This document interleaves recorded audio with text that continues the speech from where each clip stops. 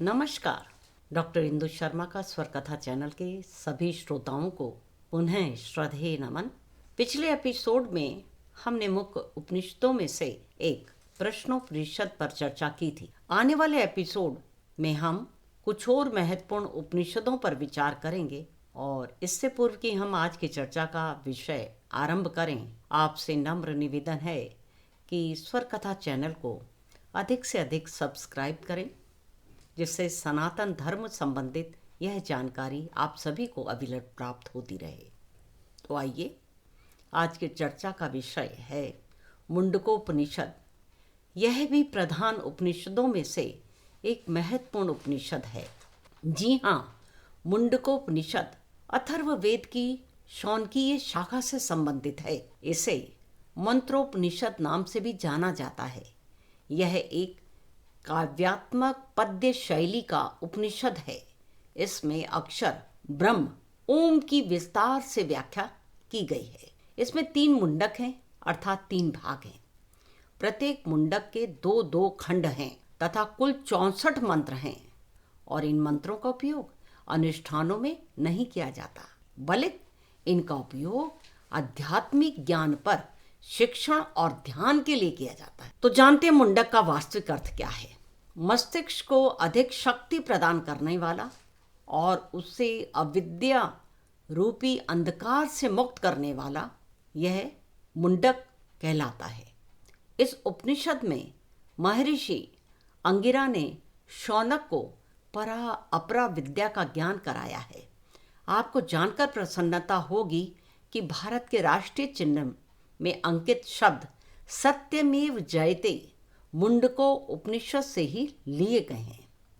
यह उपनिषद ब्रह्मा को देवताओं में प्रथम ब्रह्मांड का निर्माता और ब्रह्म के ज्ञान को सभी ज्ञान की नींव घोषित करने के साथ आरंभ होता है। मुंडकोपनिषद एक वंशावली को वर्णन करता है जो निर्माता भगवान ब्रह्मा से शुरू होती है, जिन्होंने अथर्व को ब्राह्मण का ज्ञान प्रदान किया। फिर अथर्वा ने यह ज्ञान अंगिरा को दिया। इसे सत्यवाह भारद्वाज को सिखाया गया। तब सत्यवाह ने इसे अंगिरस तक पहुंचाया।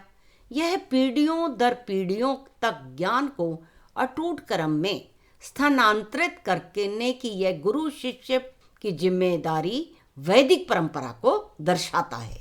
प्रथम मुंडक में ब्रह्म विद्या, परा अपरा विद्या तथा ब्रह्म से जगत की उत्पत्ति, यज्ञ और उसके फल, भोगों से विरक्ति तथा ब्रह्मबोध के लिए ब्रह्मनिष्ठ गुरु और अधिकारी शिष्य का उल्लेख किया गया है। इस खंड में अंगिरा ऋषि ब्रह्म विद्या की परंपरा का आरंभ में उल्लेख करते हैं।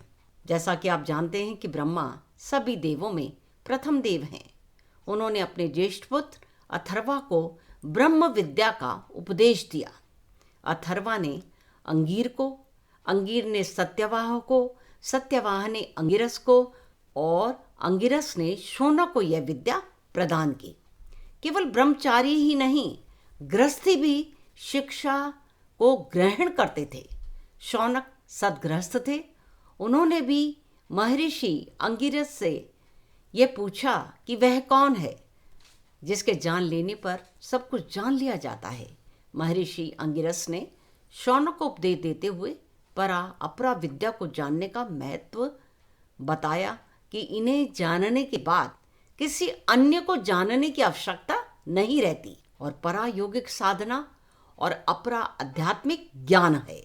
जिस विद्या से अक्षर ब्रह्म का ज्ञान होता है वह परा विद्या है और जिससे ऋग, यजुष, साम, अथर्व, शिक्षा, कल्प, व्याकरण, निरुक्त, छंद और ज्योतिष का ज्ञान प्राप्त होता है, वह विद्या अपरा विद्या कहलाती है। द्वितीय खंड में यज्ञ अर्थात अग्निहोत्र को मान्यता दी गई है। यज्ञ में 2 आहुतियां देने की उन्होंने बात बताई।